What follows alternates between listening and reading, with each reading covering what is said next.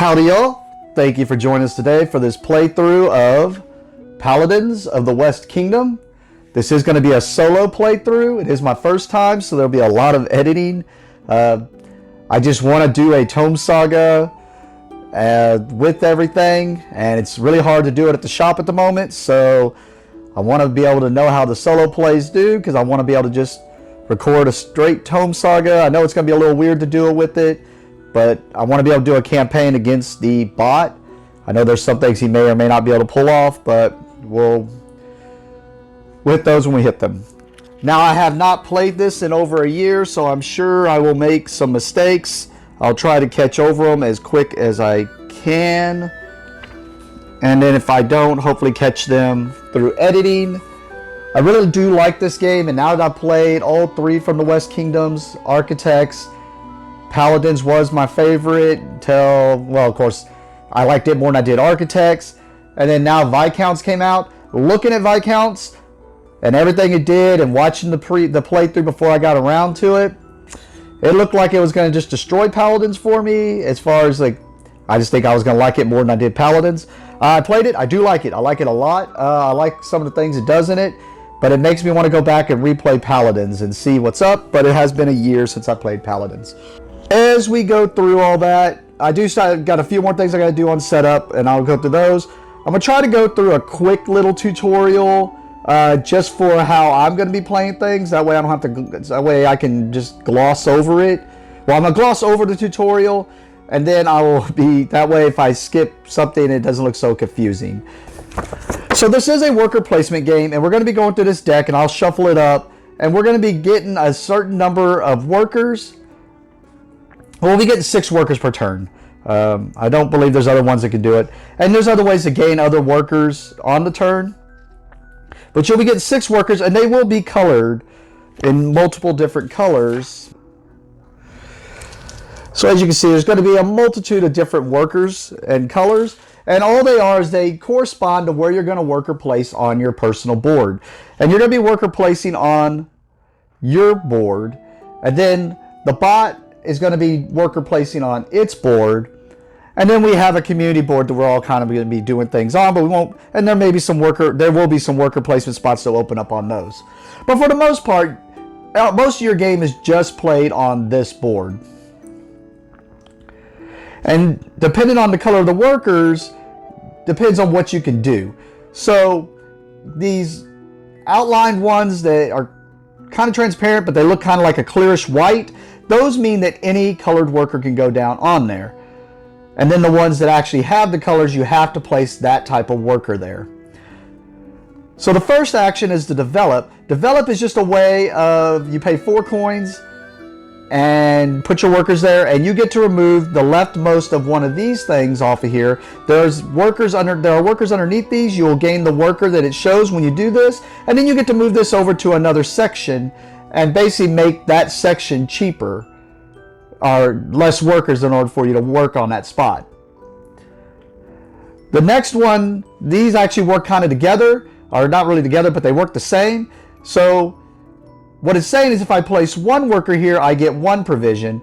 But if at the same time I place 1 worker here, I place also a green worker here, then I get 3 provisions.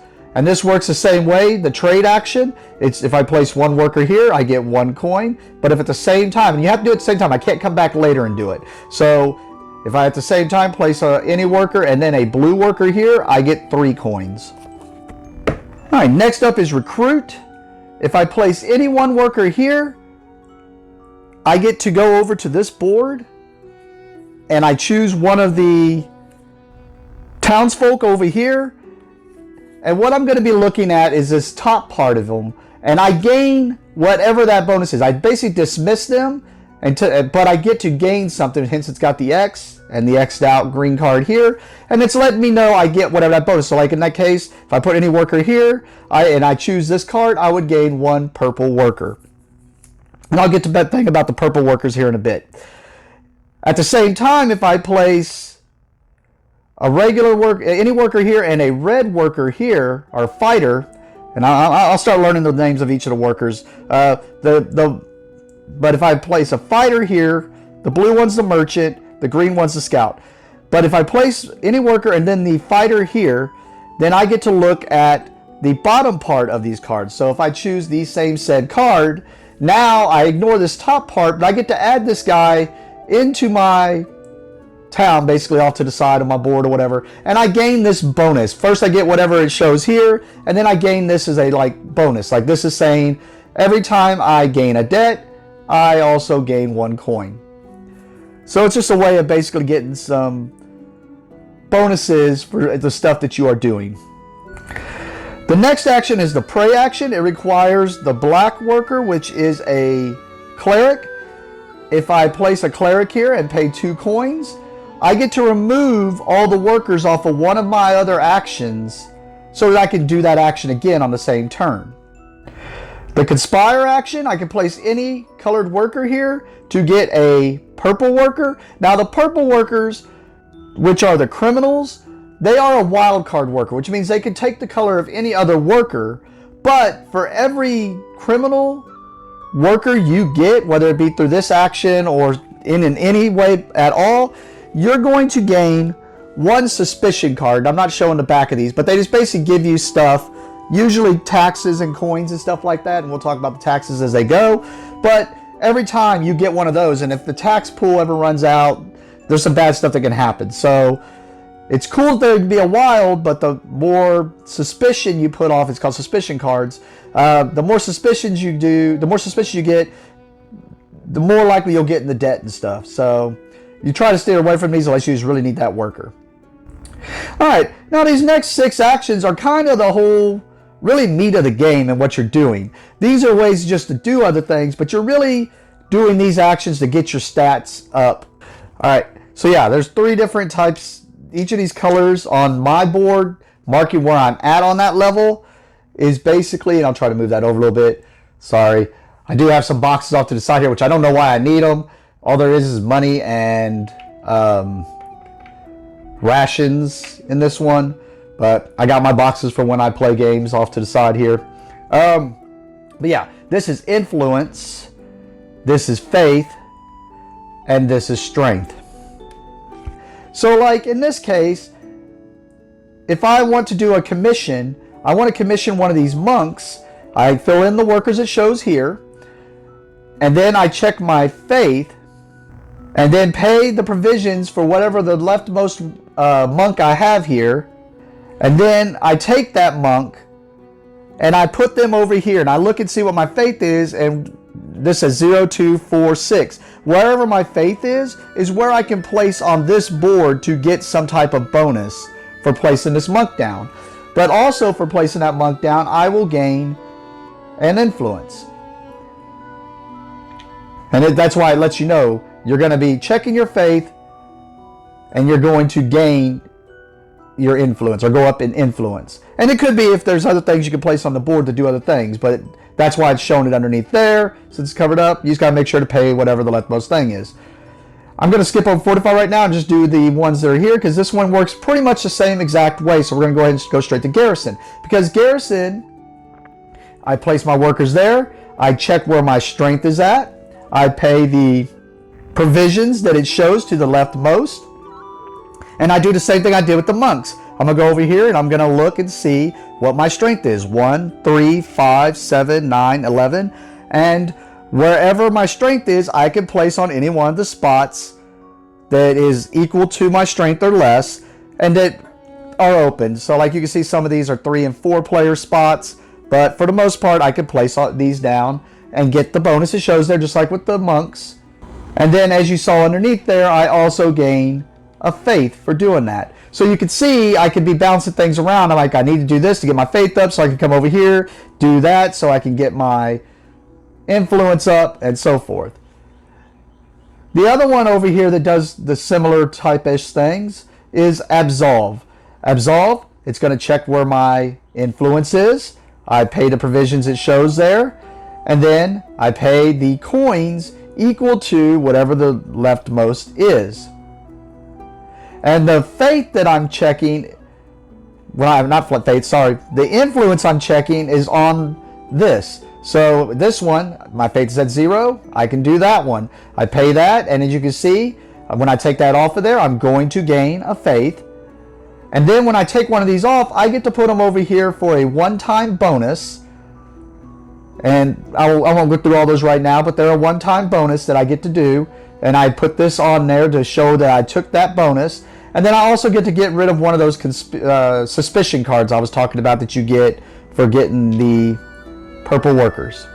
And on all three of those, if I ever get to these ends, you can see if I get these uncovered, they also work victory points at the end of the game. I'm going to go back up to Fortify. You play the workers that are there, and when you do, you get to do the Fortify action. It's going to check where your faith is. So I have to see, or not, I keep wanting to call that faith. It's going to check where your influence is, and your influence to the lowest spot you have open over here, because you're going to build some walls. You're going to fortify walls for your castle you're building. And then you have to, wherever that influence is, as long as you meet it, and it has to be the leftmost, you pay the provisions for the spot you're going to be filling. So in this case, 1 provision. And then you're going to draw a random card from the walls deck. And it's going to give you, no matter what, every one of them is going to have a strength on it. Well, I'll just show the bottom card. It ain't like I'm going to remember all these cards. So like in this case, I would fortify the wall with this one. It would give me 1 strength. It's always going to have at least 1 strength on there because it tells me I'm always going to have 1 strength on there. And in this case, I would get a laborer, which is a white worker, and I would get 1 victory point at the end of the game. And that's what you would do to fill up those. And you can see if you get to these last 3 built up, you actually get extra victory points for that too. And then the last 2 spots, just to go over quickly, are attack and convert. It has to do with these guys down here. And all it's going to do is, if I fill these in, I check to see where my strength is. And just like when I was checking to see to place something here, I do the same thing here. And I can attack these guys at 1, 3, 5, 7, 9, or 11. The only difference being, if I'm attacking, I could pay a coin to basically get 2 more strength, or to reduce their strength by 2, however you want to read that. And then when I beat them, I gain whatever the bonus it shows me here, which if you'll notice, they always have at least 1 influence, which is what this told me. I will get 1 influence and I'll get whatever other bonus they give. Or I can convert them. I pay the workers here, check the faith in the same way like with the monks and stuff, 0, 2, 4, 6, 8, 10. But when I gain them, I basically, I'm just going to take this one as an example. I gain them down here. I also have to pay the coins equal to the spot that I'm, the leftmost spot that I'm putting them on. And I convert them over, and basically I gain strength, just like we knew we were going to, equal to whatever it shows there. And then I have an in-game scoring goal to go for, which this one's saying gain 1 victory point for every one of the, there's some yellow symbol guys. So it's saying I would gain a victory point per yellow symbol that I attacked. So it's just a way of getting some extra victory points. That's kind of a fast run through. I think it took a little bit longer than I thought it would. That's kind of the gist of it. We're going to kind of just jump right into it. I'll kind of explain how the AI goes as we play him. And let's see where we go. Let's see if we can defeat the AI in Paladins. So the first thing I get to do is I get to pick one of these guys, one of these townsfolk, and I get to gain them for free and basically get this bonus in the game. So like this guy, he lets me, if I take him, every time I flip a deck card, I get a red worker. This guy says that we already read, every time I gain a debt, I also get 1 coin. This guy, every time I place, I call them monks. I don't know if that's actually what they are, but every time I place one of those guys, I get a white laborer. And these last 2, they have to do with, I didn't go into detail on it, and I actually forgot to set that up. But over here is the tax. There's 5 because I am solo playing this. And if this, whenever it tells us to take taxes out from the suspicion cards or from any other thing where it shows a red coin, we take them from here. If this ever empties, we immediately do what's called a suspicion thing. It's that symbol right there and right here. And what that does is it's going to check who's got the most suspicion cards. They're going to gain a debt, and then they get rid of half their suspicion cards rounded down. And then we refill it and continue. And so these guys say that every time a suspicion happens before we do any counts, these little things, these do something. So like in this case, if a suspicion happens with the conspirator, I get to get rid of a suspicion card before we count to see who's got the most. This says that if a suspicion happens and I have no conspiracy cards or suspicion cards, then I gain an influence. I think I'm going to take the conspirator. Unfortunately, these will be off camera. I'll try to, well, you know what? I'll just slide them underneath this. And if I get to those number of workers, then I'll deal with it then. So just be aware. I don't have anything here. This is just me. So that I remember I have this ability, basically. And so it can be on camera for y'all. But yep, so anytime a suspicion, or anytime the Inquisition happens, I get to get rid of a suspicion card. And I don't think she had a bonus. She did not. So there was nothing I had to do. Alright, last thing I need to do is shuffle up my Paladins. Now I am playing, I guess I should have shown, yeah. I am playing, there is a promo pack I got from Garfield Games. You might be able to find it somewhere else, or off of their site is where I found it. It's got 4 extra Paladins that are in here. And there's 3 different variants you can play with, but since I haven't played with them, and it's been a bit since I played, I'm going to play with one of the variants where basically I just mix them into the deck. And then instead of drawing 3 cards, I'll be drawing 4. And yeah, we'll go through that on that first step. There's just basically one I'm going to be discarding, but they are 4 extra little Paladins. We're going to put them down there. And as far as the AI, I had already flipped over their things pre-game on the setup, and they basically are, I decided to go with the standard game, which means they get to put 3 of these down, so they're better at doing the garrison, the attack, and the convert action. Alright, and I just realized an issue, since I am using 3 cameras, one of them was my oldest camera. I may or may not have video. I always have to constantly check to see if it's still recording. It just likes to randomly turn off for no reason at all. And I'm just going to apologize ahead of time if there's some actions that for some reason you're just not going to be able to see that other board as we're doing it. Since I haven't played this for a while, I'm not really sure which direction I should go. I guess I might as well look at my Paladins and see what they tell me I should do. So, since I'm playing with that variant, I draw 4 Paladins instead of 3. 2, 3, 4. So I got this guy. He would give me a red and a black worker. I would have an extra 3 faith for the turn, and 1 extra influence. And converting costs no silver. Not thinking about converting this turn, so probably won't mess with that one. We got the black and blue worker, 3 influence, 1 strength. Absolving costs no silver. Maybe. And then we have the green and white worker, 2 influence, 2 strength. Developing costs 2 fewer silver. Might pick him. I do like developing, so this might be the guy I'm picking this turn. And then, oh, sorry, blue, green, influence, and faith. Fortifying costs no provisions.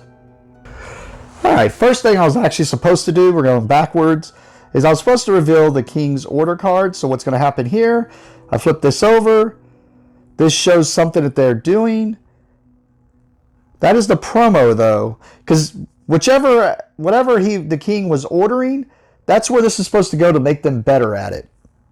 Basically said this is not compatible in solo mode, and I did not know that, so I'm going to put another random one down. And it's going to be the Fortify. Alright, so he gets better at fortifying. I reveal the Tavern cards. Already shuffled up the deck. So the way this works in solo play, oh my goodness, I'm glad I chose her. The way this works in solo play is I reveal 2 of these. I get to pick 1.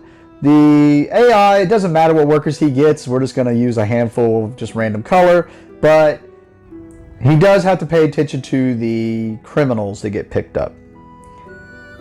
So these are my options. I think I am going to go with this guy, Samson. I think I'm going to try to develop a lot on my first turn. So since I'm picking him, now I got to decide what I'm doing with these other three. I have to put one back on top of the deck, one on the bottom of the deck, and then one gets removed from the game. Well, the converting, it may just be me. I typically don't convert that much, so that's the one I'm going to choose to remove from the game. I'm going to put the fortifying one on top and the absolving guy on the bottom. So since I chose him, I now have a temporary 2 in influence and 2 in strength, which really is going to probably matter in the first turn. But I do get a green and white worker.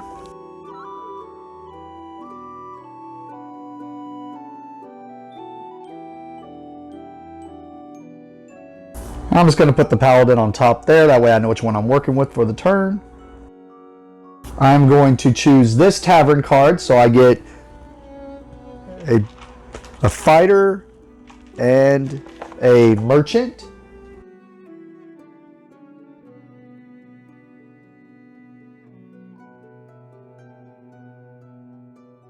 And 2 criminals. Now, since I took the 2 criminals, I have to take 2 suspicion cards. So I just get 2 off the top of the deck. Oh, I kind of already saw the bottom one, but reveal. You're supposed to reveal them in order. It doesn't matter because there's none taken out of taxes. It's most likely it's going to take money out of the taxes, and if you take the if you remove enough from the taxes in the first card, you have to do the Inquisition first, and then you reveal the next one, so it could start filling out the next taxes. But so we remove 1 from the taxes, and then I already saw. Yep, I get 2 from the taxes.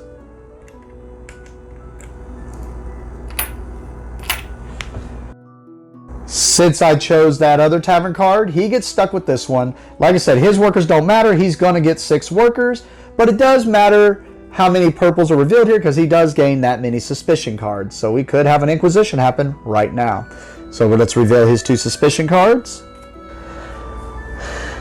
And he gets 2 provisions, which he doesn't get money or provisions. Instead, he just moves this resource marker, which just kind of lets us know which cards he's looking at and what things he's doing. And then he gets 1, which once again, it does go from the taxes, but it just goes from the taxes permanently. Instead, he just moves up that track.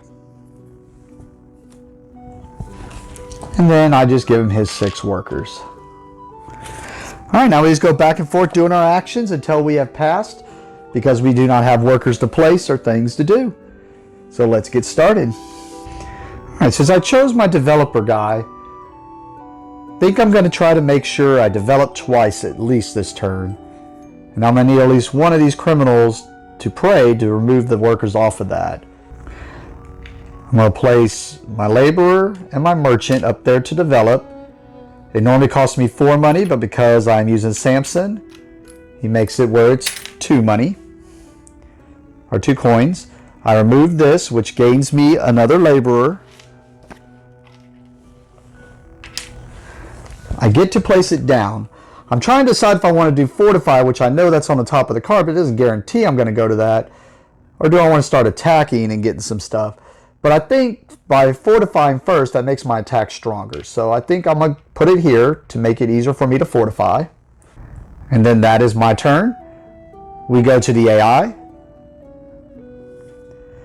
He flips over the top. He is going to go to the pray action. And like I said, his worker colors don't matter, so we're just going to place 1 down there. It goes to pray, which doesn't really help him right now, but this is one of those ones that could be dangerous for him like mid-turn, because it would like let him remove something so he could do another action. And then it goes back to my turn. I think I'm going to go ahead and do that pray action using one of my criminals. Cost me 2 coin. To clear off those workers from the develop. And now we go to his turn. He is going to attack. So he fills up the attack action. Sorry about this. Like I said, I knew the first few turns playing the AI was going to be figuring it out. So normally he would attack, but if he cannot do the action, which in this case he cannot because all of his stats are at 0, and the lowest attack that he would need, or strength he would need, is a 1. So if he is not able to do it, the action, because he don't have enough workers, or because he doesn't have the right attribute score, then he just goes, since he cannot do this action, it looks up here and then it finds the first opening that is available, which is recruit. So instead he's going to recruit this turn. And I probably edited it out, but while I was figuring that out, I realized I gave him too many workers starting with. I gave him 6, but the AI actually gets 3 plus the round. So since it's round 1, he got 4 workers. So I took 2 of his workers away. But so he does the recruit. So he's going to recruit the 4th townsfolk over is what he's going to do. So he recruits the swindler here. So he dismissed this guy and it gives him 1 criminal worker, which normally, like I said, with the AI, it doesn't matter what color worker he gets unless it is a criminal. So since he got a criminal, he gains a suspicion, which gives him a tax, which removes the last tax from the board. We're going to go ahead and adjust his resource marker real quick, and then we have to do the Inquisition. So before the Inquisition, I have the conspirator. She allows me to get rid of my top suspicion, so I discard that. And then we check to see who has the most suspicion. I have 1. He has 3. He gains a debt.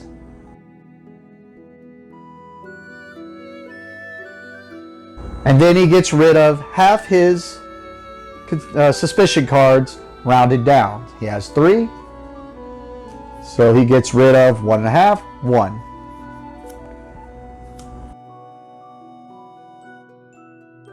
And then we refill the taxes.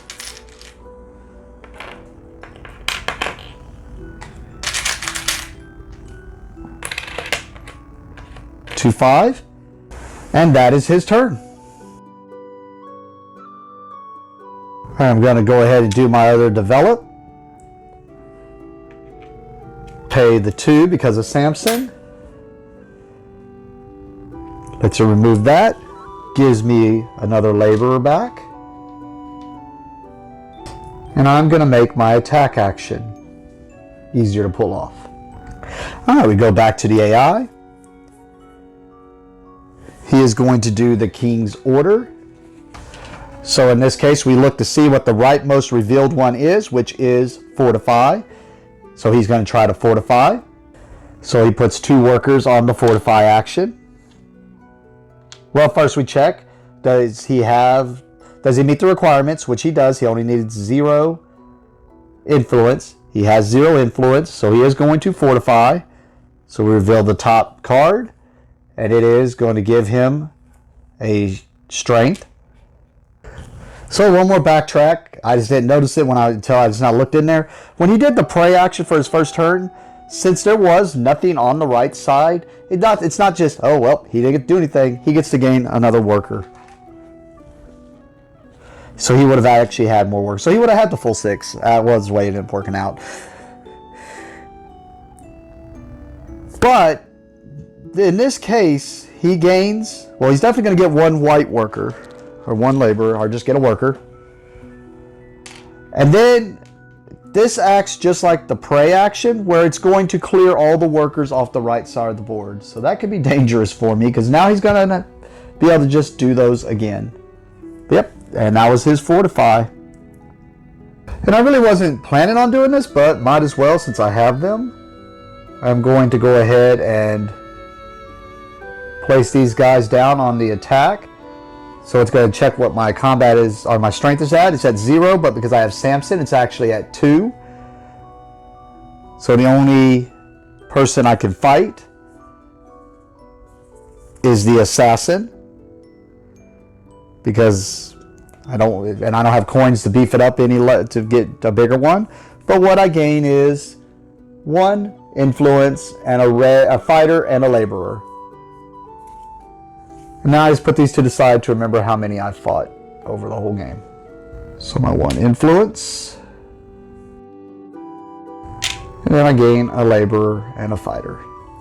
I also forgot that whenever he got to clear his workers, we were supposed to reshuffle. Now to think of it, I did screw up because technically he could have hit that prey again because it was supposed to reshuffle, but oh well. Learn as we go.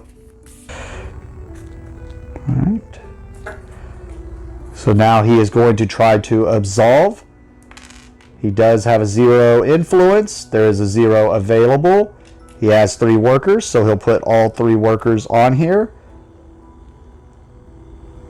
And he'll just flip this over. He doesn't get to choose a bonus, but what it allows him to do is he gains a faith. He gets rid of a suspicion card. Plus he can flip a debt or get rid of a suspicion card. Yep, so he would flip the debt, which is going to give him an additional 1. I'm just going to put it off to the side here. But he should be out of workers, and that should have been his last turn. We get to me, and I'm getting close to that. Kind of wanted to, you can carry up to 3 workers over to the next turn. And I was kind of thinking about doing that. Or at least getting some resources so I don't go to the next turn with nothing. But I just feel like doing actions. So we're going to fortify. Plus also, if I'm lucky, this might give me another worker anyways. So we check our faith, our influence, which is 1 plus 2 is 3. We only need 0 for this turn. And it costs 1 provision. And then we get to fortify. Which we get, no, not more workers, but 2 strength. We go back to the AI.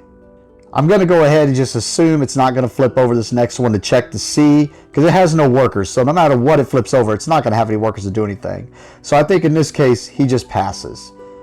So he is done, and it comes back to me, and I'm going to carry this worker over to the next turn. So I am going to pass also. Okay, since we both passed, normally in a regular game, we would get rid of just this worker if he was here. We would just check this slot. If there was a townsfolk there, we would get rid of them. In the solo game, you check the left 2 and get rid of them. So this townsfolk goes. These all slide down. And we refill.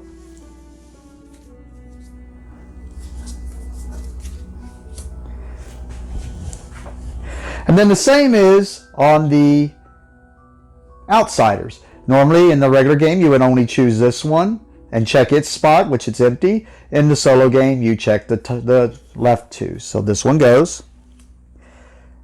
And these all slide down.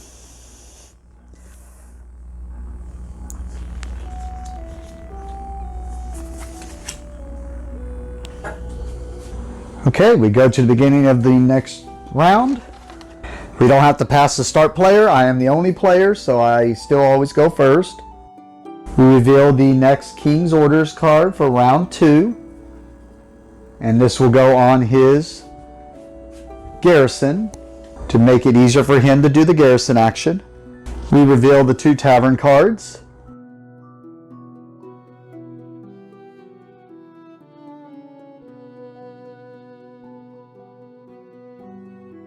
Actually, I forgot a pretty important step. We clean up all the meeples off our boards. This guy's removed from the game. I draw my top 4 Paladins. This is one of the promo ones. This one was trading gains 2 additional silver. So I'm probably going to try to do the trade action this turn if I do that one. Laborers may be used as any worker type. So it makes all the white laborers wilds. When gaining suspicion, also gain 1 provision. And fortifying costs no provisions. Okay, I'm going to discard him permanently. I'm going to put this one on bottom, hoping that he comes up. If I remember right, I think you always get to look at least the... I don't know, I think it's only the first one you get to see again at the end. I just want to keep floating this Fortify guy until I can use him to the best of his ability up there. So we're going to put him back on top. And we're going to take Otan here, which is going to give me an extra +2 strength for this turn, an extra +2 faith, and give me 2 blue workers, or 2 merchants. And then also trading gains 2 additional silver. So that seems pretty good, because if I do this trade action, if I only use 1 dude, that gives me 3. But if I use 2 dudes, that's going to give me 5. Since this is probably going to be a turn about me getting resources, I think I'm going to choose to take this one, which is going to give 3 criminals, or basically 3 suspicion cards to the AI. 3 suspicion cards. 2.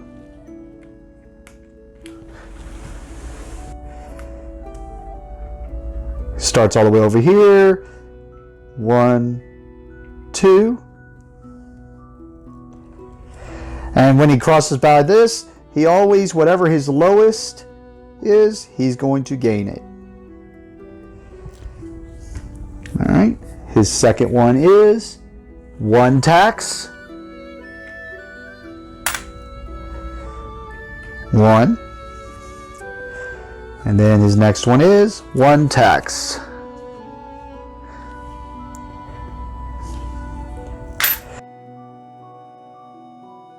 So what workers did I get? I get 2 scouts, a fighter, and a merchant. So there's my workers. Yeah, I should have thought that through, because then this could have been a real productive turn for me, because I would have, even if I didn't know it was going to be 4, could have got a bunch of extra money, plus more money on top of that. To have probably enough money for the game for a bit.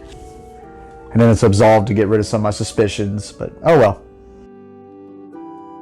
I'm going to play a merchant and a merchant.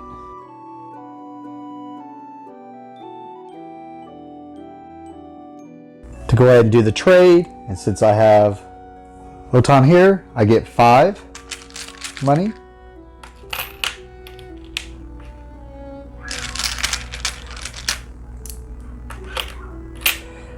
I'll move on to the AI.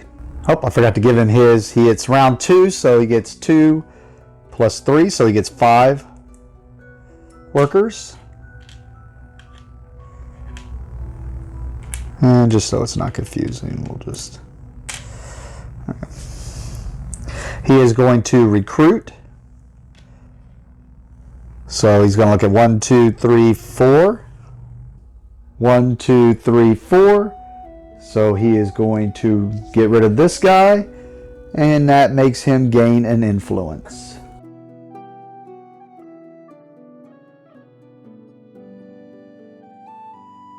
Going back to my turn. I am going to develop again. 1, 2, 3, 4.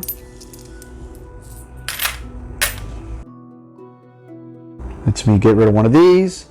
I gain another scout. And I'm going to make the garrison action easier for me. Back to the AI. He is going to do the king's order. So we look at the king's order that is furthest to the right. So that means he is going to try to do a garrison, which only requires him 1 worker. So he places that there. He takes this one off here. This is going to gain him a faith. And then we look to see, pre that his faith was 1. So he would place here. Actually, it checked his faith after, so he gained it immediately, which makes his faith 2. So he could have placed over here 2, but it says they always place all the way furthest to the left, and he's looking for the action. And because he did that recruit action, 1, 2, 3, 4, he gets that free. He would go to the fourth guy, our fourth townsfolk. 1, 2, 3, 4. Since that one's already gone, he moves one to the right. So he does the acolyte, which gives him a cleric. And the reason that happens is that says he got to recruit for free. Up here you look and see what recruit is, which means it's really that he gets rid of it and gains the bonus that is there, which was the cleric. Sucks he did the thing I was about to do. I guess I should have done it before, because I was going to do that so I could just pray and do the trade action again. Guess I'm going to use my merchant to conspire, which gives me a criminal, which gives me a suspicion card for nothing. Boo. I was wanting to just do it for some money. Oh well. He is going to conspire. Since he is conspiring, he would place it up here. He would get 2 more workers, and he gains a suspicion card, which is 1 more tax, which removes the last tax from here. So we go into the Inquisition. Begin the Inquisition. I get to get rid of 1 suspicion card. Then we check to see who's got the most suspicion cards. I have 1. He has at least 4. It looks like 5. 5. So he gains a debt.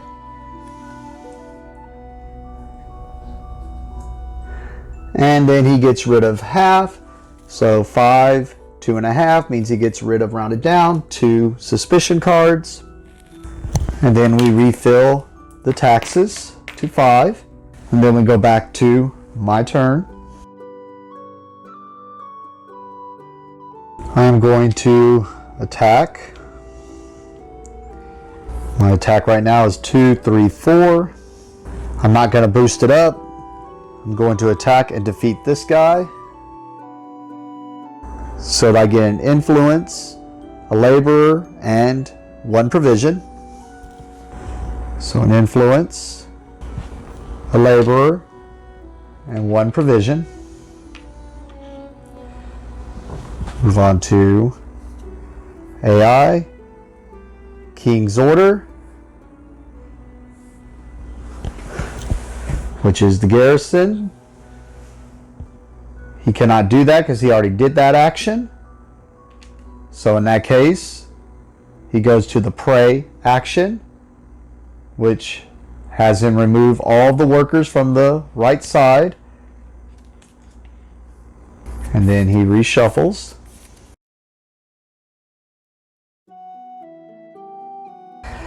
Probably really should go hunting and get some more provisions, but I just feel like I constantly want to keep doing stuff, and that's probably going to be a mistake. But I'm going to go ahead and do this garrison. So it checks my strength, which is now 4. So I'm going to be able to do any of these spots here. It costs me 1 provision because it is in that slot that I'm taking from. I gain 1 faith immediately. And I'm going to place on this spot here to get 2 coins.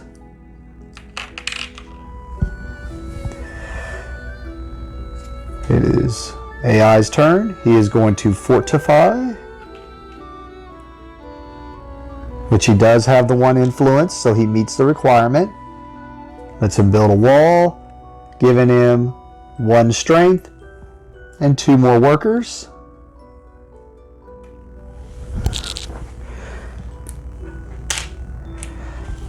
Goes back to me. I have no more workers to do, so I am passing. So we go back to the AI. He is going to attack. His strength is 2. He would start here. He would keep going down. The only person he could attack, I already took out. So since he cannot do this action, he is going to trade instead, which would give him a coin, which will move the resource marker up 1. And since I passed, the AI just keeps going until he cannot do anything anymore. Now he is absolving Takes all 3 of his workers. He does have enough influence to hit the 1, so puts all 3 of his workers there. Turns over the 1. He goes up in a faith. He gets rid of a suspicion card. And then he flips a debt. So he now has 2 over here to the side. He has no more workers to do anything with, so he passes.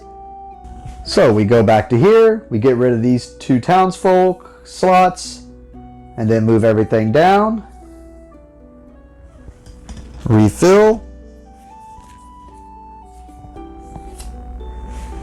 We get rid of these 2 outsiders. Move everything down. Refill. We clear our boards. This guy goes away permanently. Okay, we reveal the next King's Order card, which goes on the absolve action for him. And also, we're going to reveal this next one. So this is now an action that we can take, where basically, place on there, get the clear spot. And then this King's Favor card goes into the AI's deck discard pile. Reveal the next 2 tavern cards. Interesting choices there. I look at my top 4 Paladins. So we have reuse a Paladin from a previous round. Recruiting costs no silver. All actions cost 1 less silver. And fortifying costs no provisions. Okay, I'm going to keep floating this guy on the top.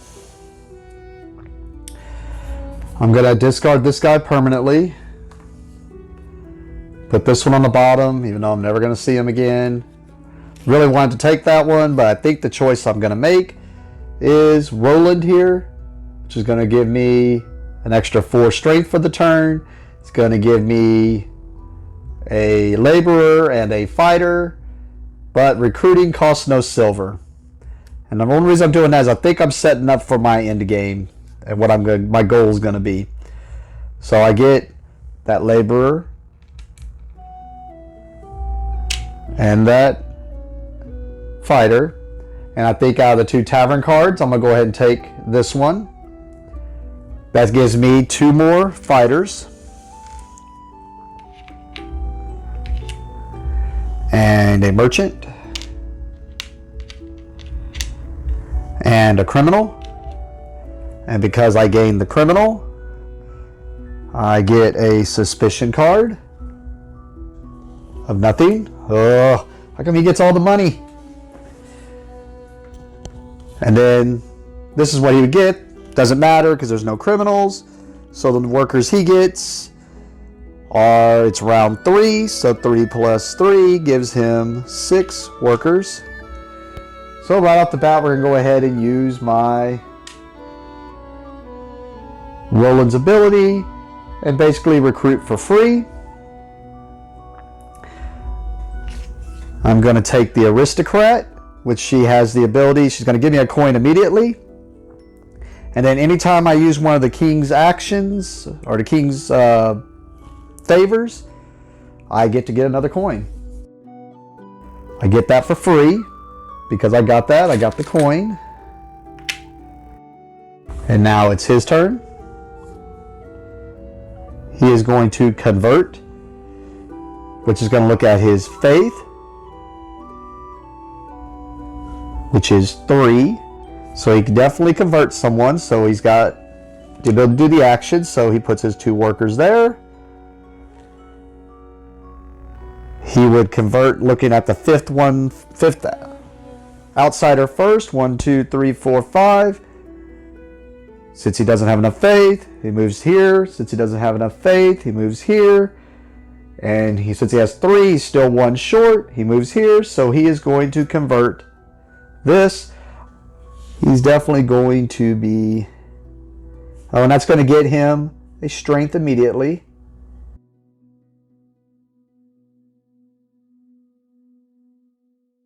I'm going to place this merchant over here on the king's order. Because I have the aristocrat, and I place there, that gives me a coin. Lets me clear off one of my spots, so I'll get rid of the workers off of there. Back to the AI. They are going to recruit. So it looks at 1, 2, 3, 4, 5. 1, 2, 3, 4, 5.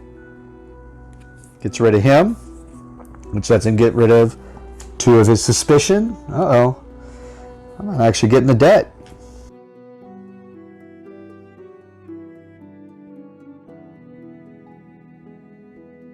Go ahead and recruit for free again.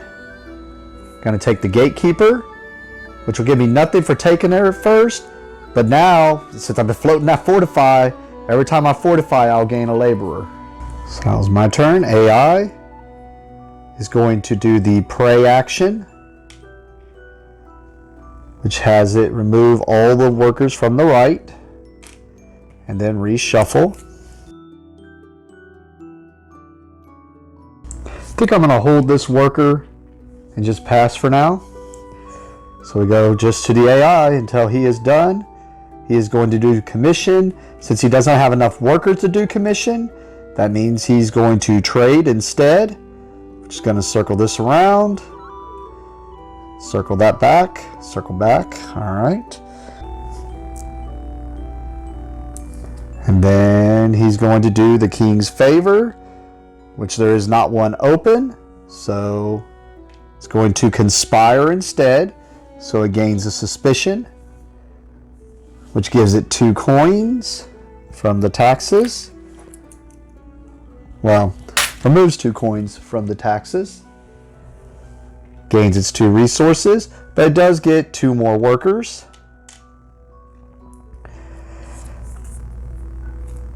It's going to recruit. Can't do recruit, so it goes all the way over to the rest action. Alright, so the rest action means he's actually going to pass, but he's going to gain a bunch of resources, and he doesn't carry guys over. So basically, it says he's going to get 1 provision plus 1 provision per worker he has left. He has 1 worker left, so he's going to gain 2 provisions. And then, like I said, he doesn't carry any workers over, and he's passing. So now that he has passed, we'll look at these 2. Remove that townsfolk. Move this one all the way down. Fill in. There's another conspirator. An aristocrat. The gatekeeper. And the patron. These go, outsiders go away. These all move down.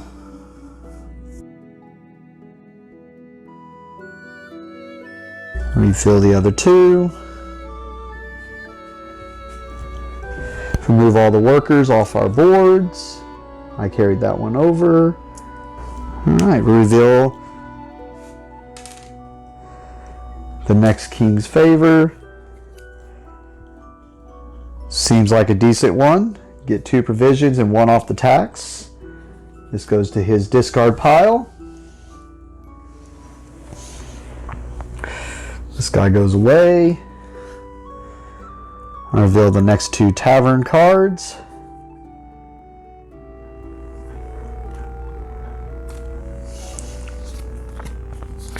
Two, 3, 4. So attacking earns 2 silver. Commissions cost no provisions. Praying costs no silver. Fortifying costs no provisions. I'm going to discard the commissioning, costs no provisions. I'm not really going to be commissioning, I don't think. Might regret that later. I'm going to keep floating this fortifying. I thought I was going to do it this turn. So I'm going to put that back on top. I'm going to put the praying costs no silver on the bottom.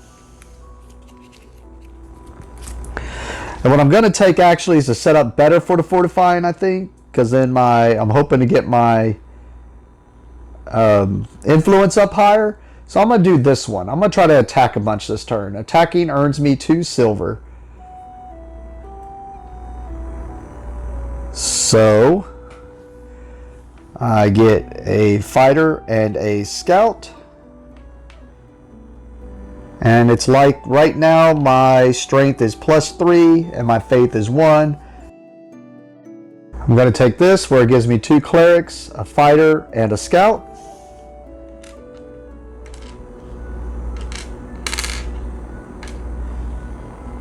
Scout, just a fighter.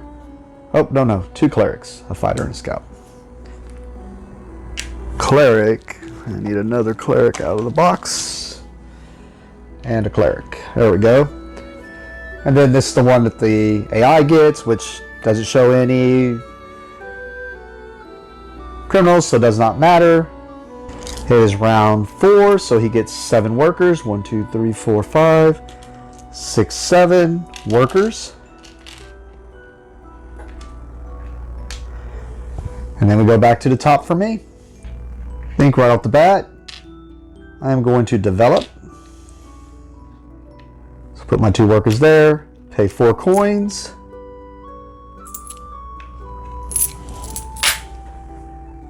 To remove this, which gives me another scout. And I'm going to make my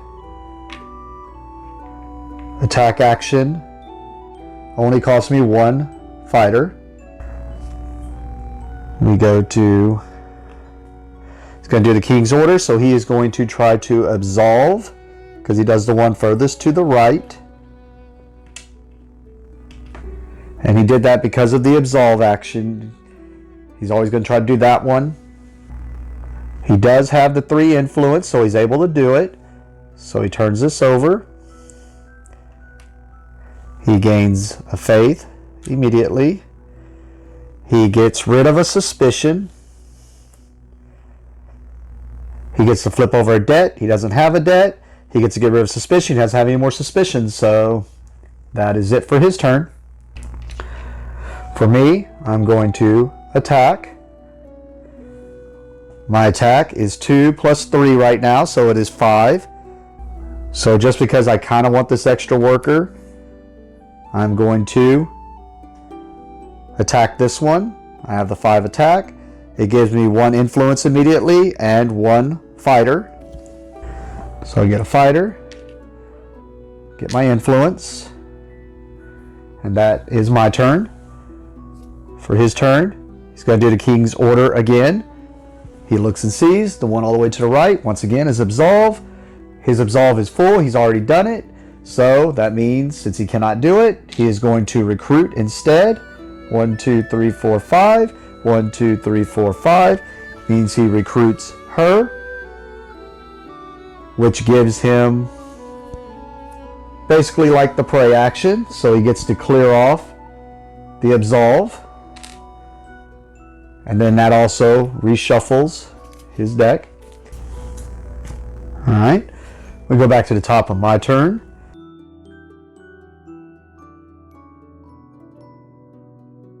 Going to place a cleric there, which lets me remove this fighter from my attack things. Because of my aristocrat, I get a coin for doing that. Goes back to the AI, who is going to convert. Its faith is 4 right now. Oh, that's going to mess me up. It makes sense. If there was another player, he would see what I'm going to be doing a lot of attacking, so he wants to get rid of some of these things. So he looks at the 5th outsider. 1, 2, 3, 4, 5. But his faith is only 4. So he can't do that one, can't do that one. He would be able to do that one, but he cannot at the moment. So instead, he's going to convert this one, which is going to give him 1 strength. He gets the 1 strength. No. Let's go ahead and fight. Gonna fight this guy. I have more than enough strength, so I'm gonna get 1 influence, a laborer, and a provisions. An influence, a laborer, and a provisions. And it goes back to him.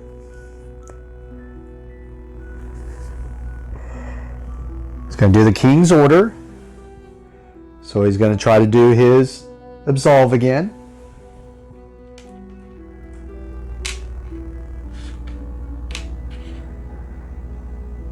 Actually, he will not, because he needed a 5 in influence. He does not have a 5 in influence. So since he cannot do that action, he is going to come up here and pray. And since there's nothing to remove, that means he gets another worker. And then it causes a reshuffle. I just realized I have now attacked twice.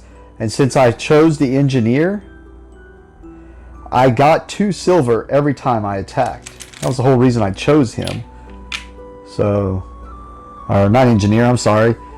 Angelier. That, I was like, man, how did I misplan this? So I am going to pay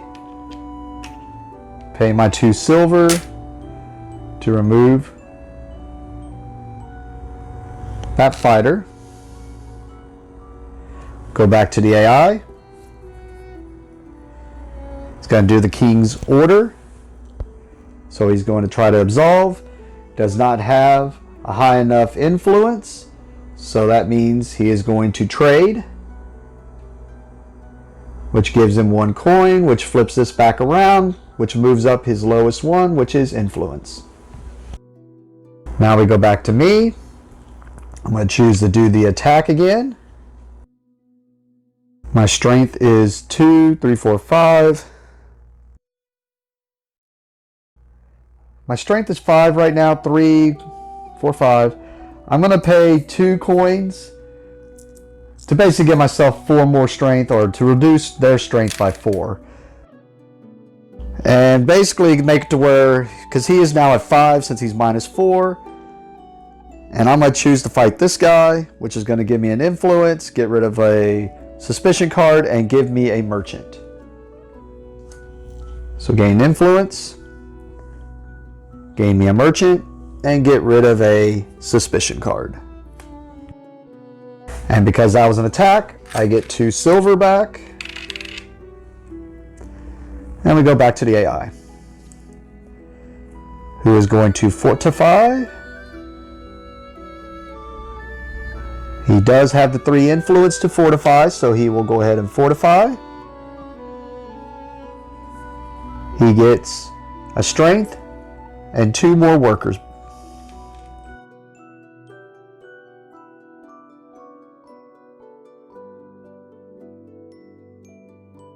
I'm going to conspire to get a criminal.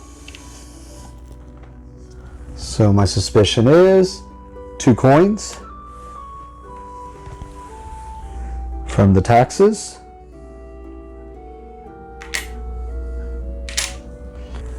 Back to the AI.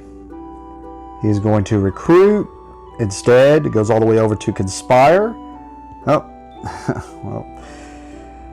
So, no coins are taken away, but he gets 2 more workers.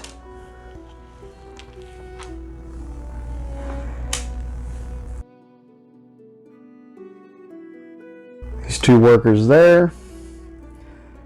I'm actually going to switch it out. I'm going to make that the merchant instead of the...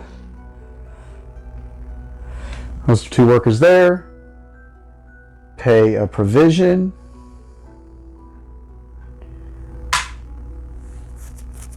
To use this. Moves my faith up immediately. But what we're looking at actually is strength, which right now my strength is 3, 4, 5. So I can place on anywhere on these. I'm going to place here, which lets me clear a spot. I will clear my fighter. Goes back to the AI. Something told me to do that instead, but yep, my own fault. Because he is going to place over here, which will give him 2 provisions and a tax. So he's going to take the last tax, which means we go to the Inquisition immediately. So before Inquisition, I get to get rid of a suspicion. Since I have 1 and he has 1, we each gain a debt.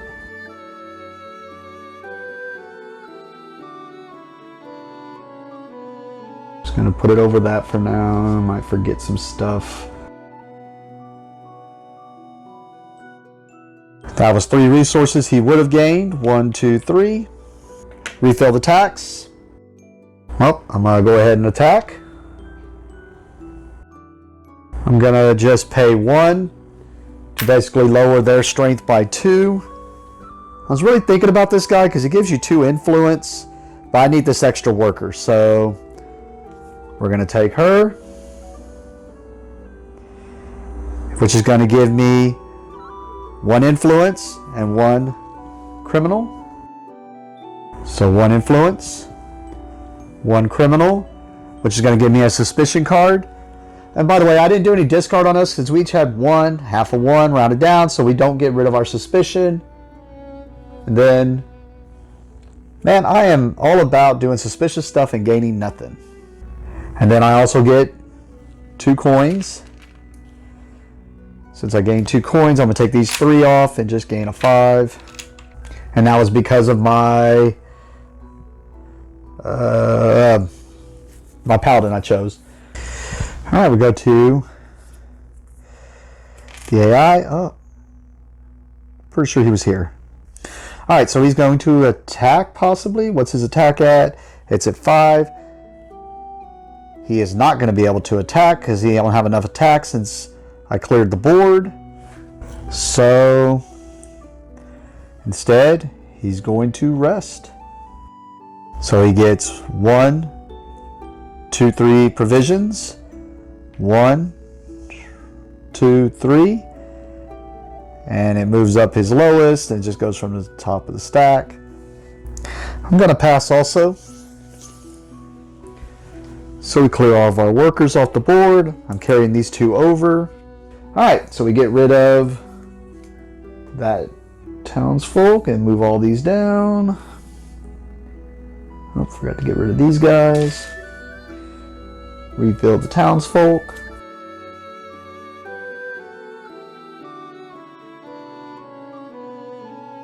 Move him down.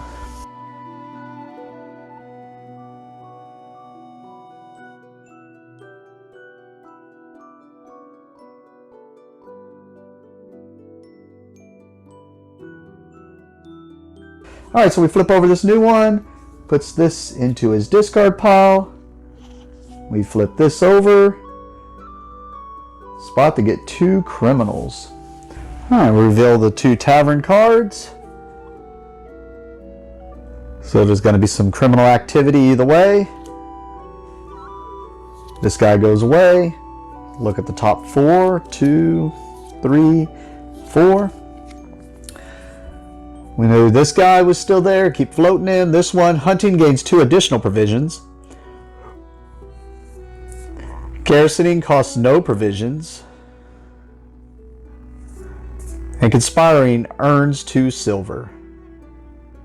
Oh, sorry, I'll show all those since apparently I was too busy looking at my board. Alright. I'm going to get rid of this one permanently.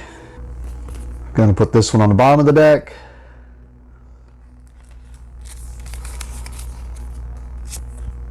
Going to put this garrisoning one on top. I was actually thinking of doing something else and I realized I'd have to put it on bottom, wouldn't be able to use it. So finally going to do this fortifying guy. So I'm going to be getting a merchant and a scout. And fortifying costs me no provisions. I just realized it's been crooked the whole game. Sorry about that. Alright.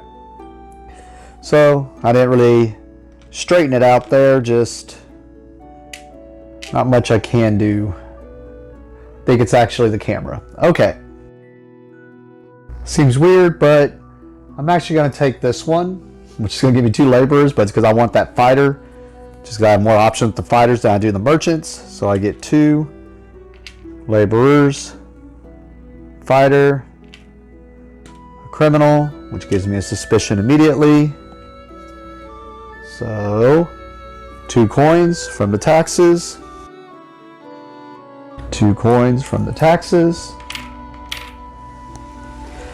And then this one, it's just going to give the AI 1 suspicion. So the AI gets a suspicion, which is 2 coins. So it gets 2 coins. 1, 2. And then it is round 5, so he's going to get 5 plus 3, 8 workers. Or laborers, or however you want to look at it, because all of his are the same. 4, 5, 6, 7, 8. A lot of people.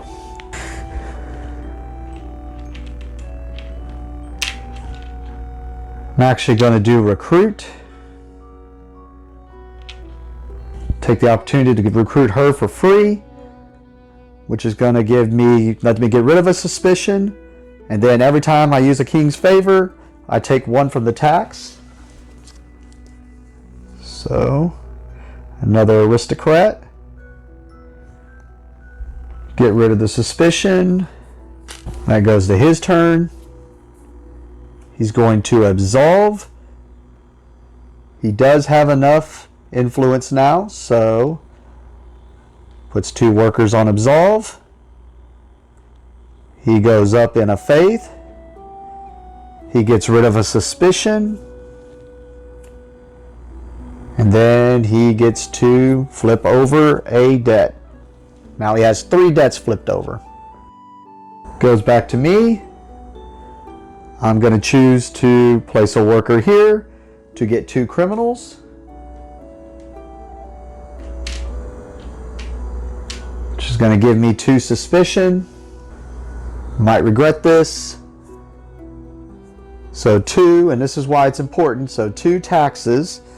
It takes 1 out of here.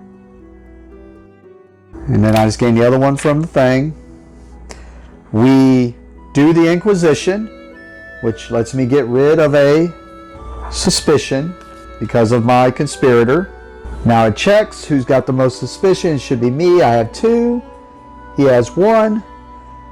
So I gain a debt. So I have 2 debts I need to try to get rid of now. But since I had 2, I get rid of half. So I get rid of 1. And then now I gain my other suspicion of 1. Alright, so I forgot to refill before I revealed that. Now that I revealed it, I said I got 1 from here, so I get 1. But because I was a king's favor, I get 1 from the main supply. Let's clean this up. 1, 2, 3, 4, 5. I'm gonna get myself another 5.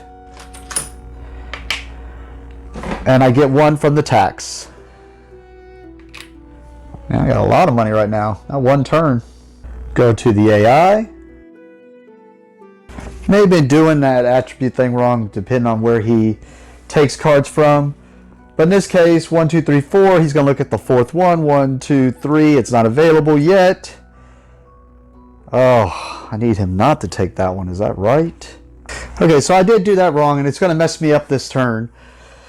Not because I did it wrong, but because now I'm actually going to do it right. It was when I did the outsiders here. I thought it was saying it's going to treat these like this and just work its way this way. Like, if it chose this card, it's going to work its way left. And if it shows this one, it's going to work its way right. But what it actually does is it chooses the card, and then it follows like the tracks. So since it's saying 4, 1, 2, 3, there is no 4th one. So it's going to go all the way to the 1st one, which I really wish he wouldn't do. Kind of would have liked to be able to do that. Rude.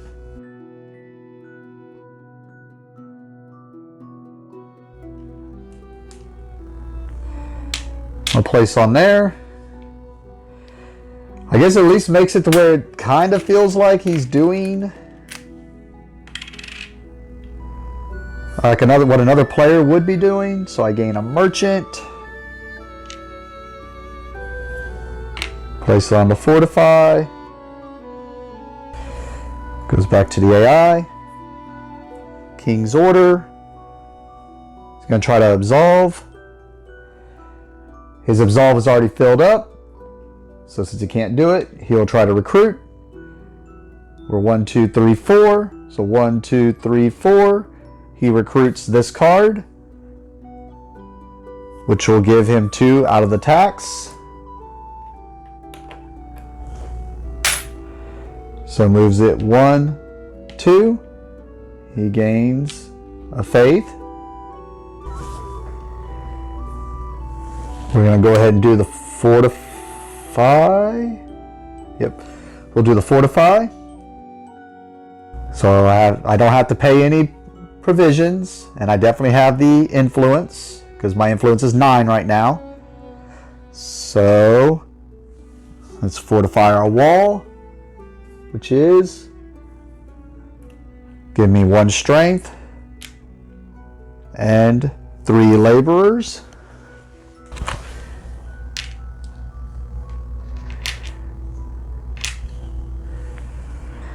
I forgot I had the gatekeeper here. He threw me off whenever he took that, being able to remove people.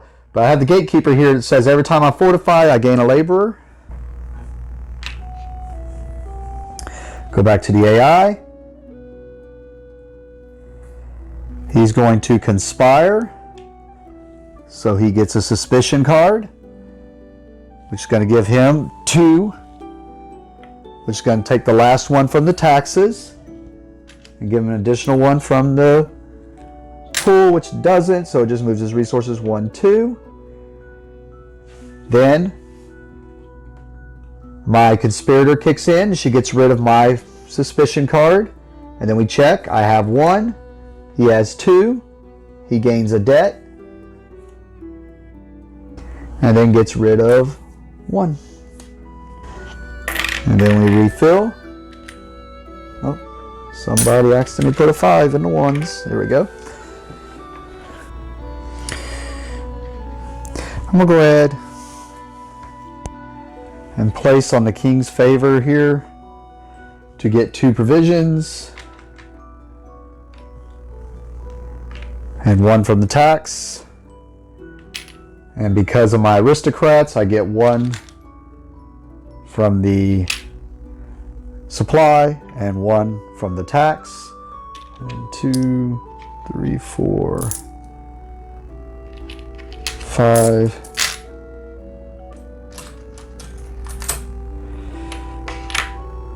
Goes to the AI. He is going to convert.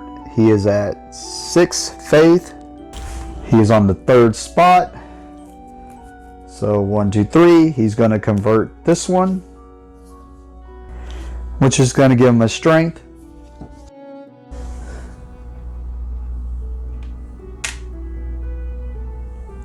Oh, I guess now he placed the workers on the convert. Alright, I'm going to have one of my laborers go pray. So he's going to pay 2 silver to remove that criminal from the fortify. AI is going to go commission. He doesn't have enough workers to commission, so he's going to move up here and pray, which removes all these workers and reshuffles his deck.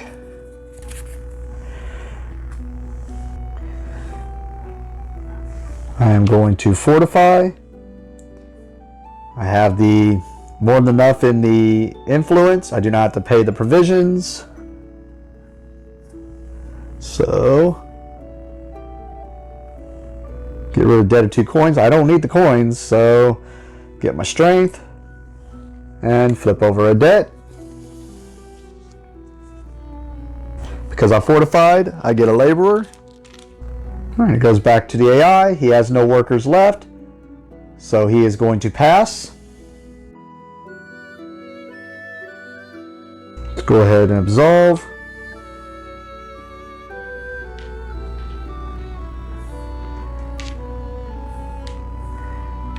Pay the coin. Gain the faith. Let's put it on the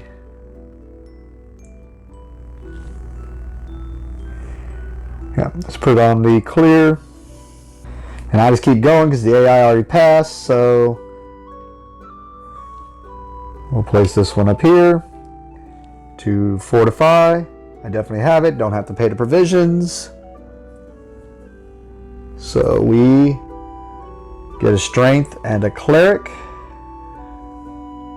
Strength and a cleric. I'll go ahead and conspire. So I get a suspicion. Which gets 2 taxes off. Or out of the tax pool. I don't really need the money. There's my criminal.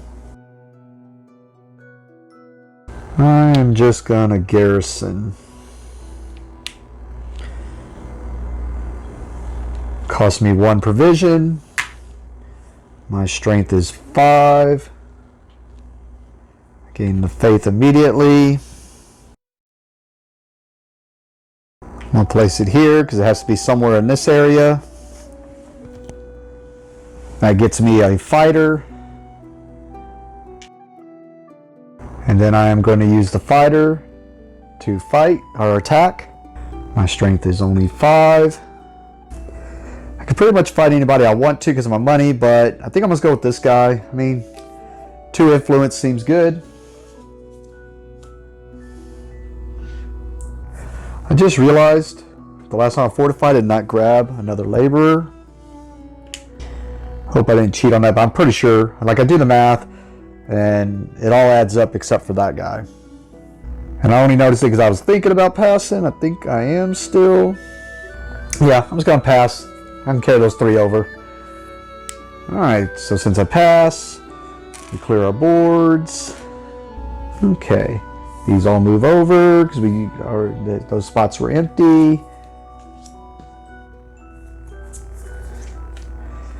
This one goes away. These move over.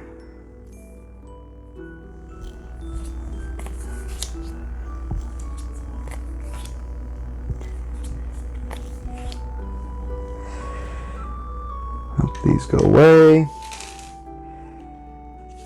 This gets added to his discard pile, and we flip this over. Place a criminal. Get to go up and in one of those, any one of your stats. Seems pretty good. This goes to his discard pile. Reveal the 2 tavern cards. Look at get rid of this guy. Look at my 4 paladins. Got the garrison guy. Absolving costs no silver. Laborers may be used as any worker type. Reuse a paladin from a previous round. I think I'm gonna get rid of the laborers may be used as any worker. That's pretty cool. I think I'll put this one on bottom because if I do the count right, I should draw it. So that goes on bottom.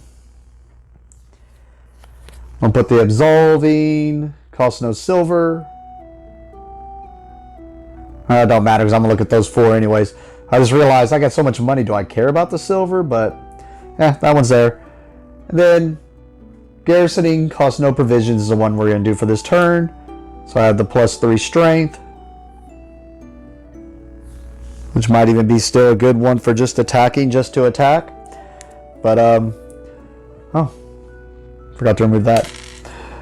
Alright, so +3 strength, +1 influence. I do get a fighter and a... Because of the choices in the taverns this time, I'm not really going to be able to do the garrison action like I wanted to. I needed some red options or even some criminals maybe. So I'm actually going to put the garrisoning guy on top. And take the absolve guy. So absolving's no silver. We'll see if I can get 4 absolves out this turn. Yep, we'll just do the absolving, costs no silver. That's going to give me a cleric and a merchant. Don't really need a lot of merchants. Don't really need a lot of this guy either, though.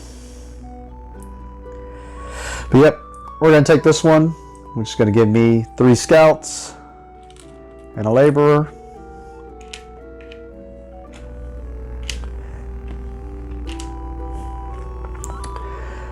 And he gets this one, which does nothing for him. It is round 6, so he gets 6 plus 3, gets 9 workers. I'm just going to give him laborers. And since I can notice he's on that 3rd one, that's going to affect my turn, because he may flip over a king's favor and take the spot that I kind of have to have this turn. So we're going to place on the king's favor. That gives, oh, I don't want 2 criminals. It's going to give me another debt. No, I can just flip over debts. So we're going to do that one, which gives me 2 criminals, which is going to give me 2 suspicion. So the first one is 2 coins. So I gain this one and 1 from the supply. Because of my conspirator, I get to get rid of 1 because we're doing the Inquisition. I have 2, he has 1, I gain a debt. But I get to get rid of 1 of my conspiracies, or suspicions. Refill the taxes, flip over my other suspicion, which is 1 tax. Oh, I was just going to put that in the supply. It's mine. Alright. And because I did a king's favor, I take another 1 tax. And I get 1 from the supply. Like I said, I didn't really need absolving to be free. I guess I could have done some other stuff. AI is going to fortify. He needs 5. He does have 5 influence, so he's going to place on the fortify. And fortify.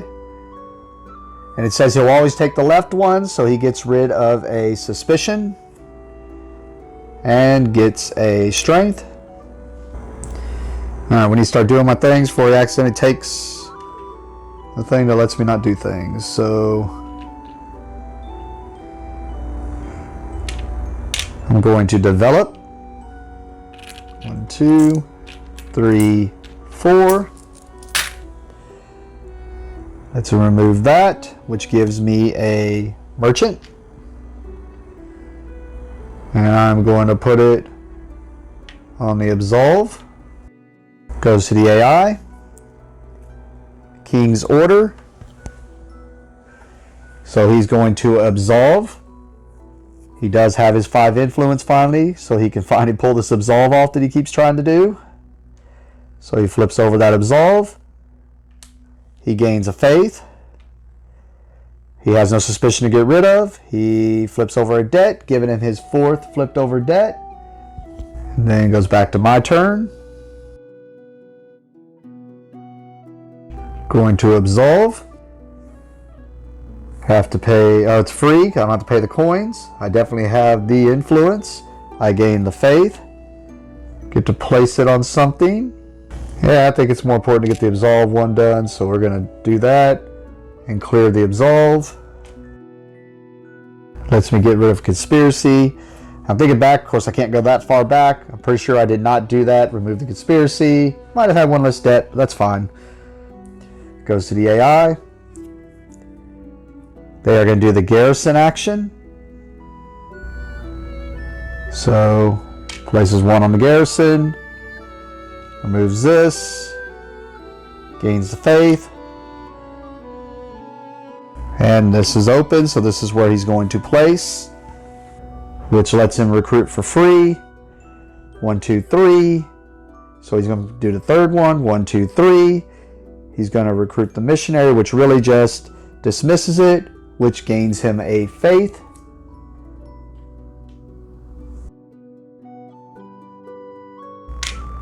We'll place on the absolve. I don't have to pay the money. I definitely have the influence. Remove that. Gives me a faith. I'm going to place it here. 2, flip over a debt. Lets me get rid of a suspicion. Right. He's going to attack. His attack is 7. Oh, I gotta go fill in his attack.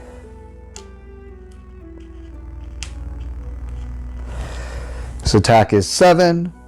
So he's going to attack the 3rd card, it says. So he's attacking this one, which means he gets a influence and 2 tax. So there's the 2 tax. Goes to the supply. 1, 2. And he gains an influence.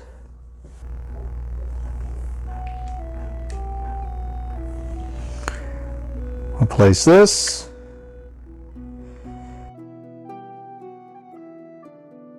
To remove them from the absolve. Because I placed there. I get a coin. I get a tax. We triggered a conspiracy. Nobody has any suspicion. I get to get rid of one. I have none. Neither of us has suspicion. So, nobody gains a debt. We refill the taxes. AI goes. He is going to recruit. He's going to look at 1, 2, 3, 4, the 5th person. 1, 2, 3, 4, 5th person, or 5th slot, I should say. So he's going to recruit this one, which is really just dismiss, which he's going to gain 2 taxes. 1, 2. Goes up in his lowest, which is influence.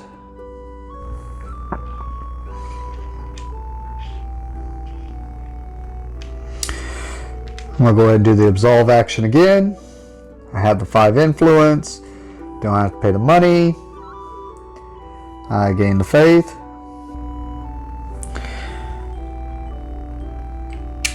I'm going to recruit for free. I'm going to recruit the defender here.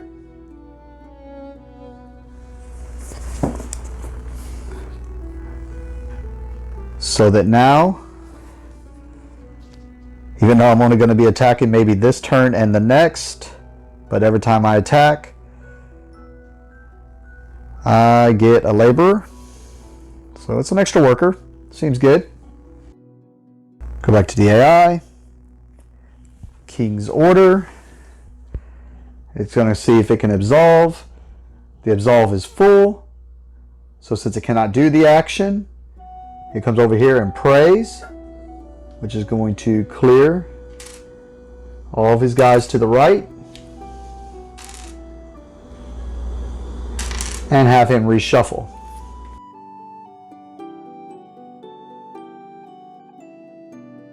I'm going to go ahead and attack. My attack is 5, 6.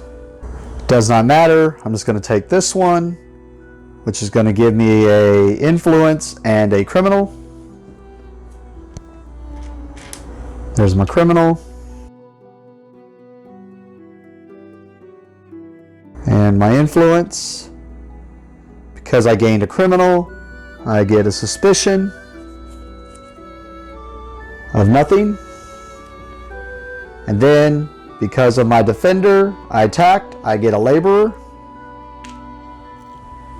We go back to the AI. He has no more workers, so he passes.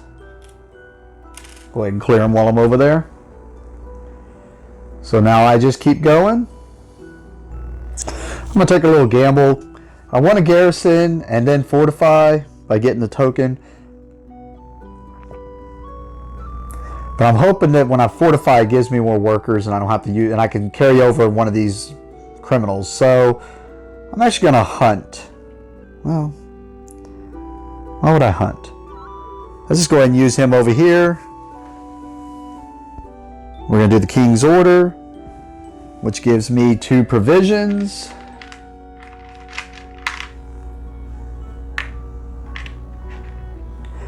And attacks.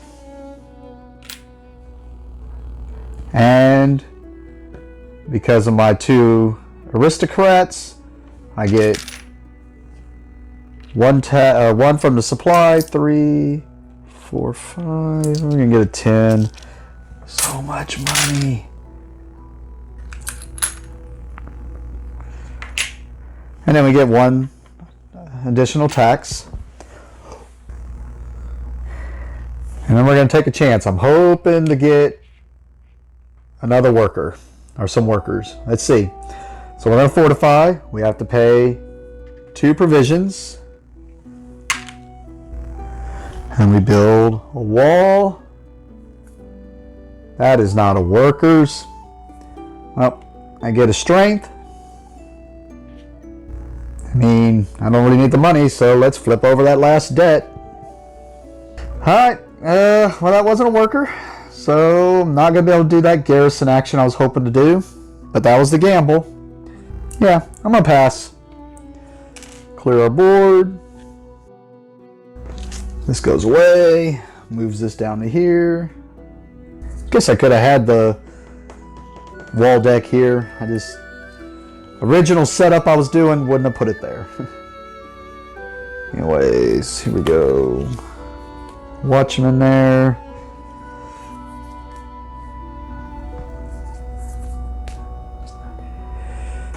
This one goes away. These move down.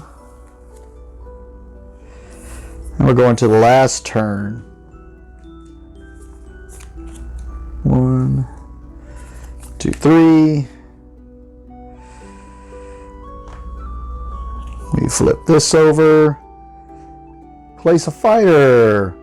Pay a coin to flip a debt or get rid of 2 conspiracy. I don't really care too much about that one. And then put this in his discard pile. Reveal the 2, which I did need at least some reds, and there's some criminals in there, which is fine. I can use those as reds. This guy goes away permanently. We draw our last 4. We need the garrison guy. Praying costs no silver. Hunting, extra provisions, and reuse a paladin from a previous round. We already know which one I'm taking because I was planning on the garrisoning, so we're taking him. It don't matter what I'm doing with these. I mean, sure, that one goes bye-bye. This one goes on top, this one goes on bottom. Don't matter. Not going to see them.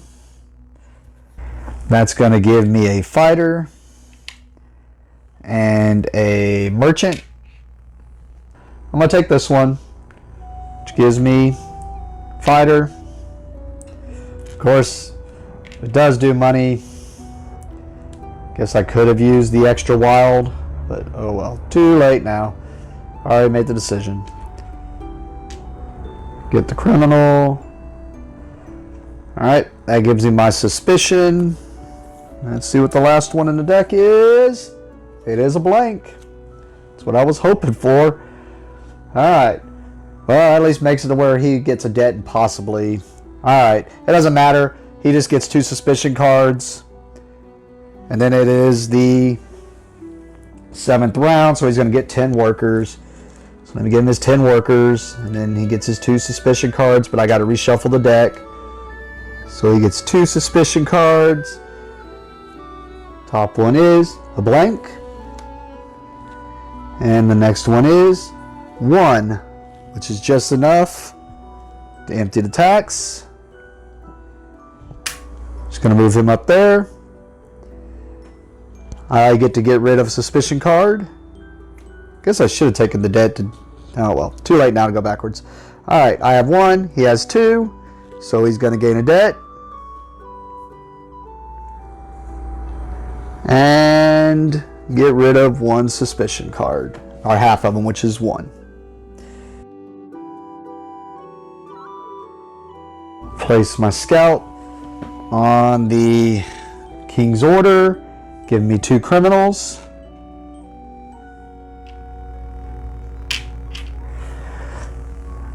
I get 2 suspicion. So 2 taxes. Oh, throw those in there. That goes to me. And another tax.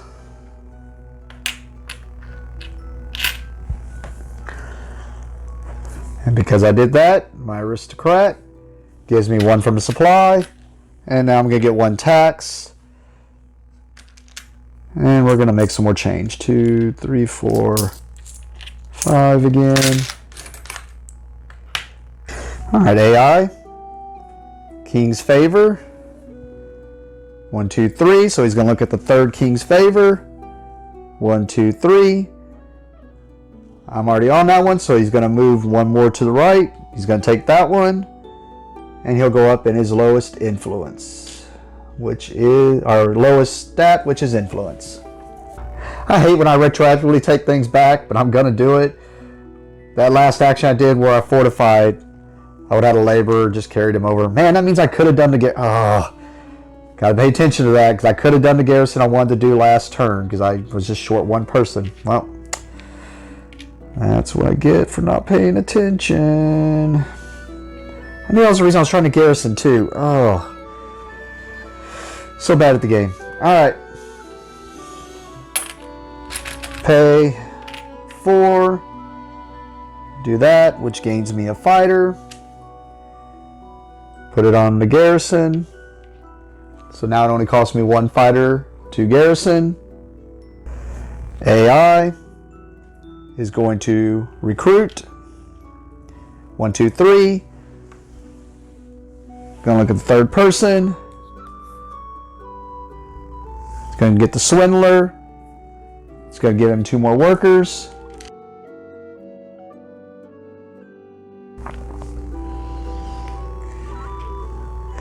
Let's go ahead and garrison. I don't have to pay the provisions. Take the garrison off. I gain a faith. I'm at 9. Means I can place it anywhere here. Place it there. Clear my garrison. Go to the AI. He is going to absolve. He does have enough influence, so he will absolve, which will raise his faith. Get rid of a suspicion. And flip over a debt, put him at 5 cleared debts. Debts? Yeah, I don't know why I said that weird. 5 cleared debts. I'm going to place on my garrison again. Don't have to pay. My faith goes up.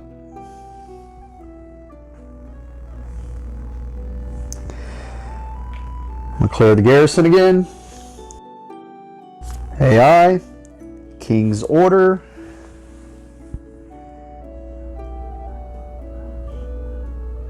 Tries to fulfill the furthest right, and I just realized I might have been doing this wrong the whole game,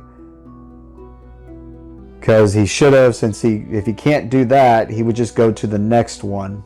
Oh, I kind of screwed him.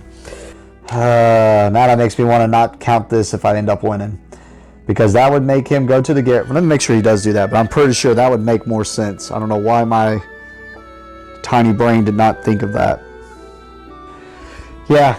That would have probably had him garrisoning a lot more, which he did not do much in this game. So, yep, he does that. He garrisons, goes up in the faith. There's not one of those revealed. There is a flip debt revealed. Yeah, and he would have his fortifies done, because there were several times he had to go absolve and he went somewhere else. I apologize for that. I messed it up the whole game. Got so wrapped up in doing my thing, just wasn't paying attention to make sure I didn't screw him. Alright, garrisoning. Don't have to pay. Gain the faith. I'll place there, which gives me a fighter and a laborer. Move to the AI.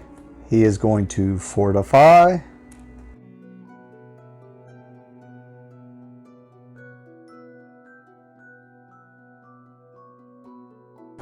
Oh, forgot I'm doing the fortify deck. There we go. Yep. He is going to get 2 extra victory points, and he gets his extra strength.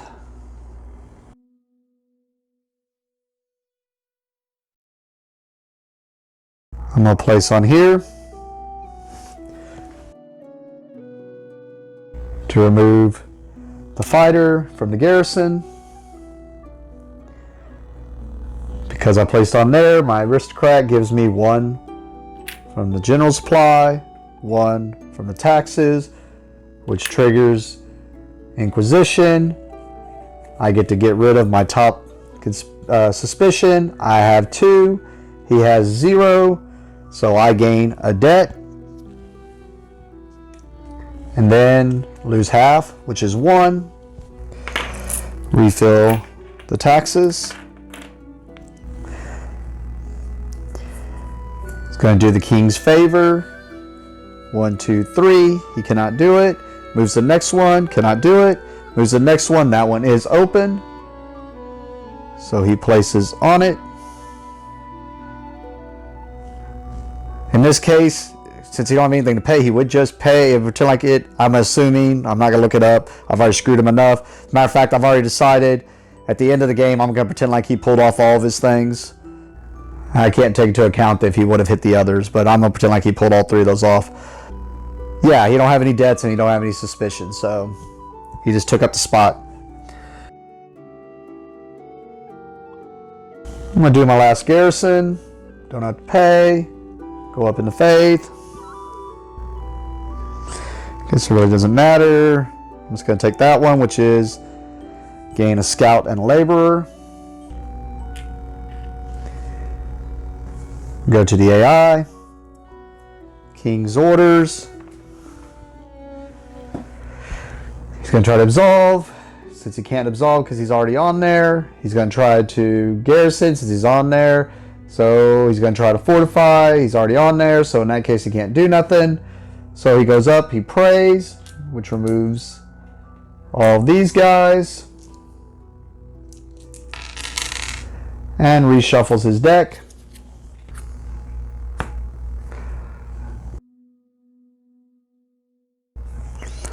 I'll go ahead and take this last king's favor, which gives me 2 provisions.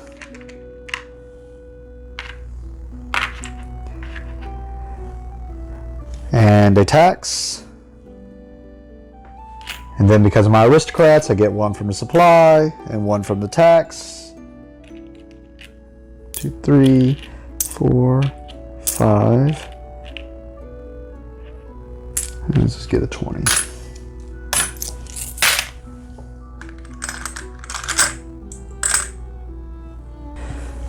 AI, King's favor. They're all full, so he can't do it. So he goes up here, he goes to the trade. Moves that over. Now I have enough to fortify, so I'll do that. Pay my 3 to build a wall, which gives me a strength and a scout. Because I fortified, I gain a laborer. King's favor, it is all full. He cannot do it, so he comes up. He conspires, which gives him a suspicion card, which gives him a tax. And then he gets 2 laborers. I think I'm overthinking it, but I'm going to go ahead and do it anyways. So I'm going to place here to do this recruit. I have to pay 3 or take a debt. I'll pay the 3. To do her, which is going to, basically I just paid 3 to turn the white into a red. If I keep doing my math right, I think it allows me to have an extra purple to do something I want to be able to do. Alright. AI. He prays. He already prayed, so he's going to rest. So he gets 1, 2, 3. 1, 2, 3. Moves up in strength. And that's going to be his final score. Like I said, I know I messed it up, so I'm going to, if it's close, I'm going to assume he won. If it's not even close, then we'll see. I may not be doing as good as I think. All right. I'll do a convert here. Oh. Checks the black, which I'm more than enough in to get whoever I want. I'm going to convert this guy. 1, he gives me +2 strength, but then he gives me a victory point for every blue guy I defeated. And I don't have anybody converted. This is my first converted, so I'm going to move this over here. It's my first converted, so let me get my 2 strength. And yeah, when I look at my pile of people I've attacked over here, I had 4, so, and if I can attack one more, that'll be an extra victory point, so seemed good to convert him. I'm going to absolve. Definitely have that. I have to pay 3, so I finally break this 20. Or conveniently break that 20. 15, 16, 17. To absolve. Maxing out my faith. Go here. Flip the debt. Oh, and get rid of a suspicion. Actually, I'm going to attack. My strength is 9, 10, 11, 12. 9, 10, 11, 12. Yep. So I don't have to pay anything. As much as it'd be nice to get the victory point for this guy, I think if I take this guy, it gives me an influence, and those 2 work. So 1 influence, get a laborer, and a scout. Oh. Because I attacked, get a laborer. I don't think it's going to help me still. Oh yeah, it does. It lets me do this commission now. Because now I can hunt to get a provision. And then now,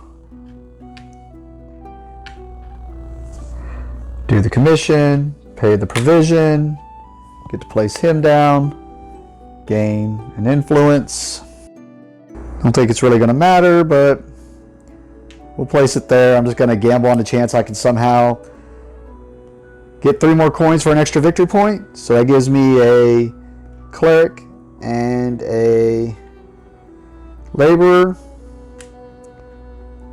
I'm just putting the laborer there to turn him into I'm conspiring. So I get a criminal, which is going to give me a suspicion. Yeah, no. Okay, then that means I ain't gonna do nothing else for me. Boo, boo, boo. Oh, yeah. And that gives me an extra victory point. I mean, either way. So I do that. Just gonna give me 3. I'll just make change here. 3, 4, 5. That's just an extra victory point. Alright. And that's it. There's nothing else I can do.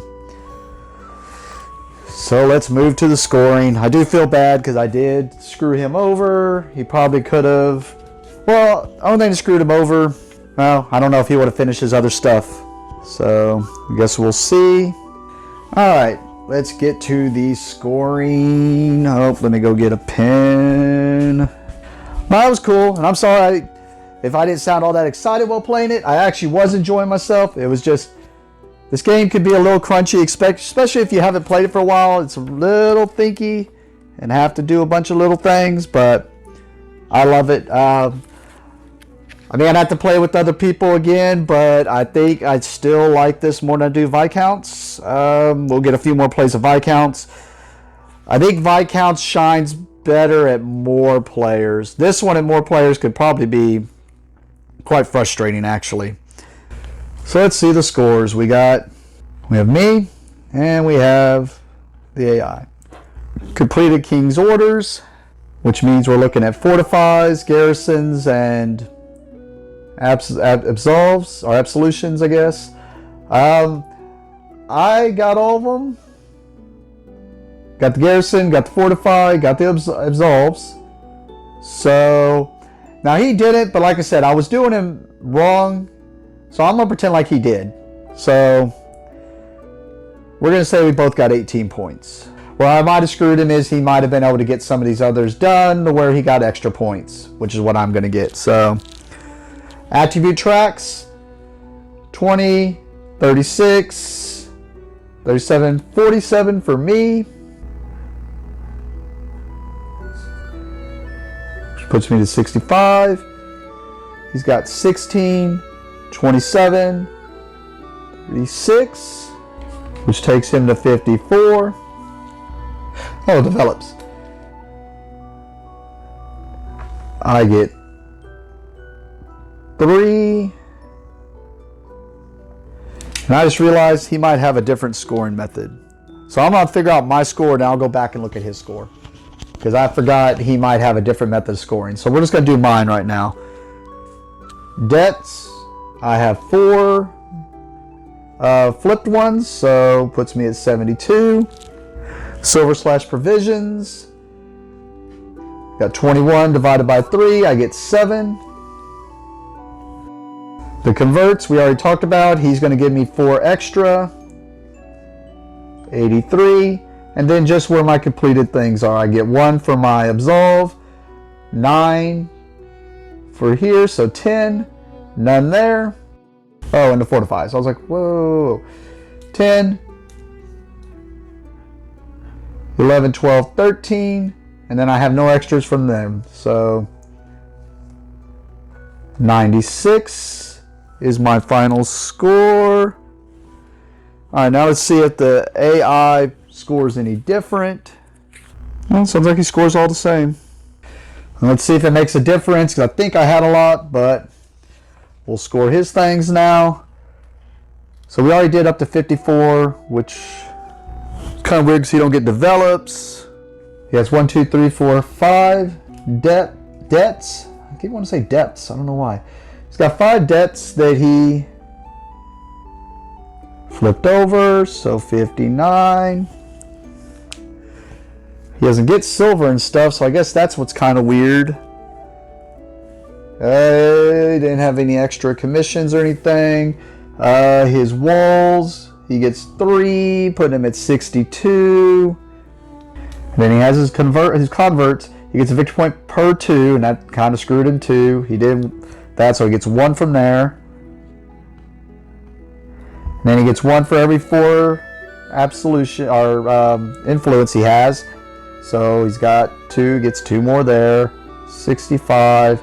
And he gets 1 plus 1 per one of those he did. So he did 3, 4, he gets another 4 there, 69. So I do win. I'm going to actually not put that in my score thing as a win. I'm actually going to put it as meh. I don't know who won. Just because we don't know. Since I was doing that wrong. But it was cool. It was a learning experience.